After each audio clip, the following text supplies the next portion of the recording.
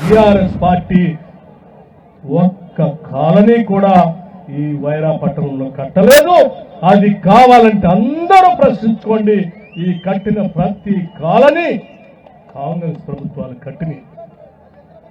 ఎందుకు ఇంత గట్టిగా నేను చెప్పదలుచుకున్నానంటే మాకు తెలుసు, చూశాం. పేదల బాధలు అర్థాలు చేసుకున్నటువంటి కాంగ్రెస్ ప్రభుత్వాలు మాత్రమే పేదలు బడుగు బలహీన వర్గాల కోసం కాలనీలు కట్టించగలదు, అవసరమైతే ఇల్లు ఇవ్వగలదు. అందుకే ఇంత గట్టిగా నేను చెప్పదలుచుకున్నాను. తిరిగి మళ్ళీ కాంగ్రెస్ ప్రభుత్వం వచ్చిన తర్వాత మాత్రమే 10 ఏళ్లు పాలన పూర్తయిన తర్వాత మీ అందరి ఆశీర్వచనంతో వచ్చినటువంటి కాంగ్రెస్ ప్రభుత్వం మాత్రమే ఆలోచన చేసింది. ఈ రాష్ట్రంలో ఉన్నటువంటి పేదవాళ్ళకి, నీడలేనటువంటి ప్రజానికానికి ఆత్మగౌరవంతో బతకాలనేటువంటి భార్య పిల్లలతో ఉంటున్నటువంటి ఆ కుటుంబానికి ఇందిరమ్మ ఇళ్లు ఇవ్వాలి. ఆ ఇంటి ఖర్చు అవసరమైతే 5 లక్షల రూపాయలైనా శాంక్షన్ చేయాలి. రాష్ట్ర వ్యాప్తంగా 4,50,000 ఇళ్లని శాంక్షన్ చేసి 22,500 కోట్ల రూపాయలతో ఈరోజు రాష్ట్ర వ్యాప్తంగా ఇందిరమ్మ ఇళ్లని మళ్లీ కట్టిస్తున్నామనంటే పేదల ఇందిరమ్మ ప్రభుత్వం వచ్చింది కాబట్టే మనం ఈరోజు చేయగలుగుతా ఉన్నాం. మరి 10 ఏళ్లు ఏం చేశారు?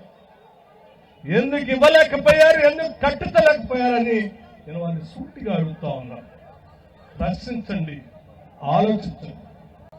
ఈ వైరా పట్టణంలో ఉన్న ఏ కార్యక్రమం తీసుకున్నా అది ఆనాటి కాంగ్రెస్ ప్రభుత్వాలు కట్టింది.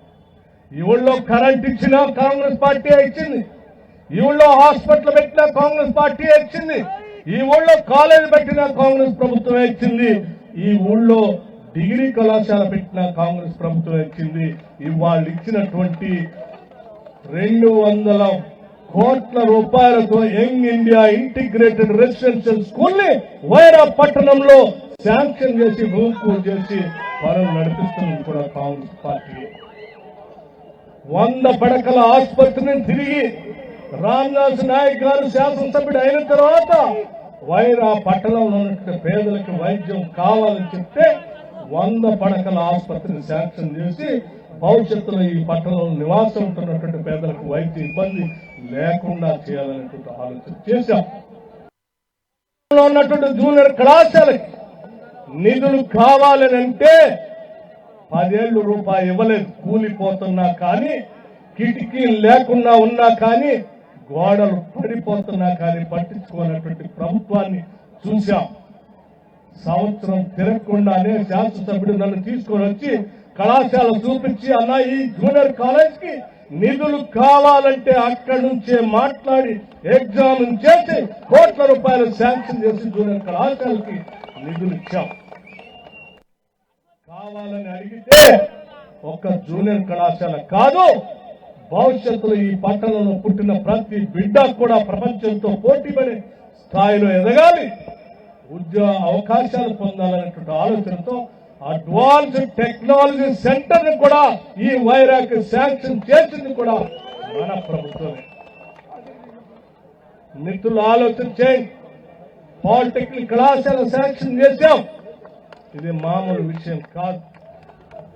అంతెందుకు, నిన్నటికి నిన్న ఈ ప్రాంతం నుంచి నేను పోతా ఉంటే శాసనసభ్యులు మమ్మ ఆపి మూల మీద ఉన్నటువంటి అడ్డ రోడ్లో ఉన్నటువంటి అనేక దశాబ్దాలుగా పక్కన చిన్న బళ్ళు పెట్టుకుని వ్యాపారం చేసుకుంటున్నటువంటి చిరు వ్యాపారస్తులు తొలగించి 5 సంవత్సరాలు అవుతా ఉంది. వాళ్ళకి పక్కాగా గదులు కట్టించి వాళ్ళ స్థలాలు వాళ్ళకి షాపులు ఇస్తే ఆదాయంతో పాటు ఈ పట్టణానికి కూడా అందంగా ఉంటుంది. లేకపోతే మోడు వారిని గోడలతో వచ్చి పోయే వాళ్ళు చూసి ఇదే పట్టణం అని అడుగుతున్నారన్నా, ఇది శాంక్షన్ చేయాలి అంటే ఇక్కడి నుంచి ఇక్కడే ఎగ్జామ్ చేసి ఫైల్ పంపించమని చెప్పాం. కొద్ది రోజుల్లో తప్పనిసరిగా దీన్ని శాంక్షన్ చేసి తీసుకొని వస్తాం. భవిష్యత్తులో వైరా పట్టణానికి ఇది వడివడిగా పెరుగుతా ఉంది. దీనికి కావలసిన వసతులు ఏర్పాటు చేయాలంటే అండర్ గ్రౌండ్ డ్రైనేజ్, ఏర్పాటు చేసుకోకపోతే పెరిగేటువంటి పట్టణానికి ఇబ్బంది వస్తుందనేటువంటి ఆలోచనతో అండర్ గ్రౌండ్ డ్రైనేజ్ సంబంధించిన సర్క్యులేట్ చేయమని చెప్పాము ఫైల్ని. అది ప్రాసెస్ లో ఉంది.